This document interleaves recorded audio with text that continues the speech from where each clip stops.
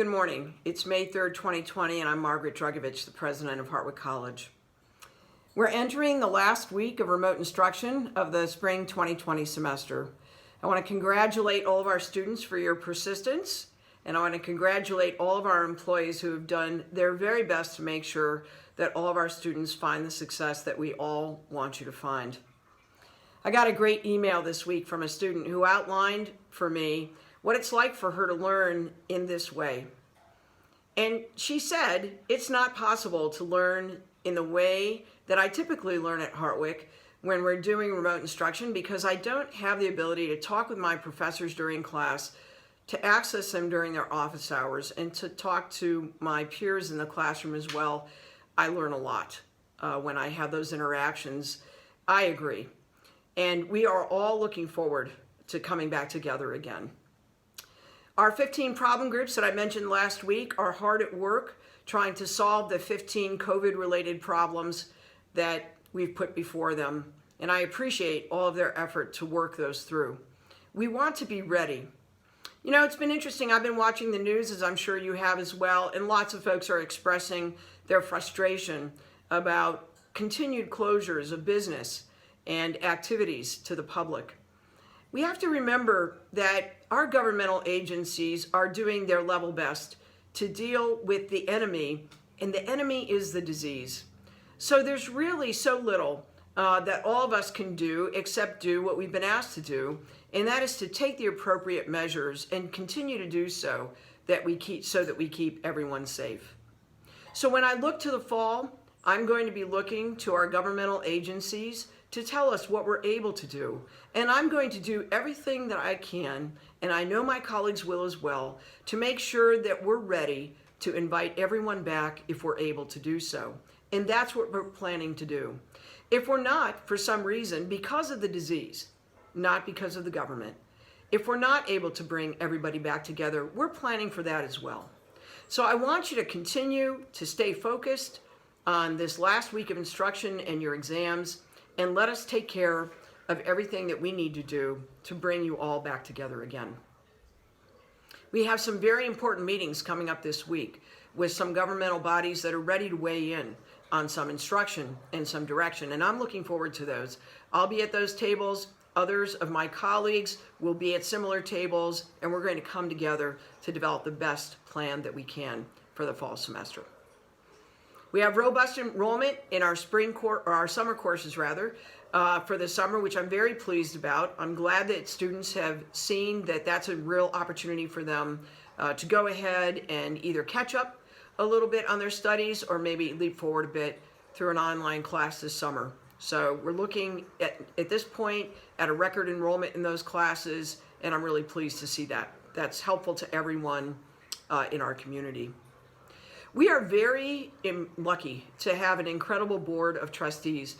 For those of you who don't think much about the board has the fiduciary responsibility for the college, which means that they have the responsibility not only to make sure that the college operates well today, but also operates well into the future.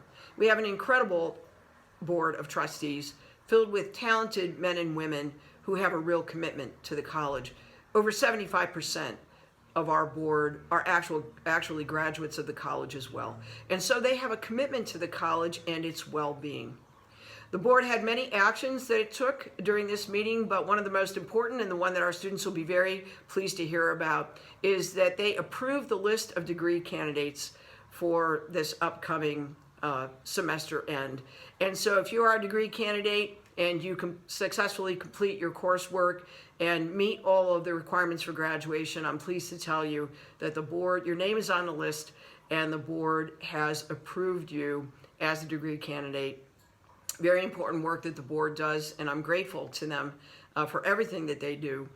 We also talked in great detail about the impact that COVID is having on our students, the impact that COVID is having on our employees, the impact it's having on the college as a whole, and the impact that it's having on our both local, national, and actually worldwide economy as well.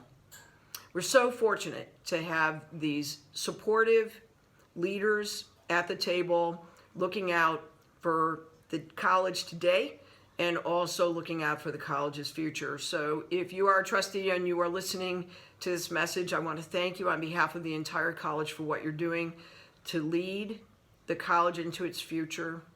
And if you are a former trustee of the college, and many of you I know are out there listening to these messages, I want to thank you as well. Without your incredible effort, we wouldn't be here today. As I close this message today, I want to once again thank all of the individuals who are working hard in our community to make our community as vibrant as it can be. And I want to just share a personal note with you. You know, after a very, very busy week, even a busy week dealing with the work of the board and being surrounded by these incredibly supportive board members, of course, all virtually, I woke up yesterday morning feeling frustrated. That was Saturday, and I had to really think about that. Where's that coming from? Why am I frustrated? Why am I feeling, even in the midst of doing so much good work with so many people, moving things forward, why do I feel frustrated? And I thought I'd share with you that that's the way I woke up, because maybe some days you do as well. And I think for me, it was all about the fact that no matter how much I'm doing, and no matter how much all of us are doing, this COVID enemy is something that we can't conquer alone, and it's difficult to be patient.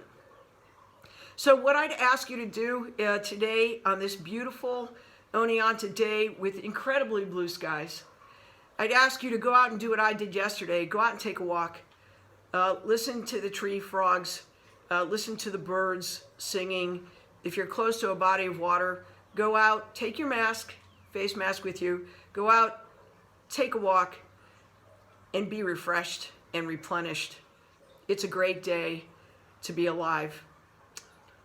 And in that regard, I leave you with the attached song. It's a song called It's a Great Day to Be Alive, performed by Travis Tritt. It's one of my personal favorites. Have a great Sunday.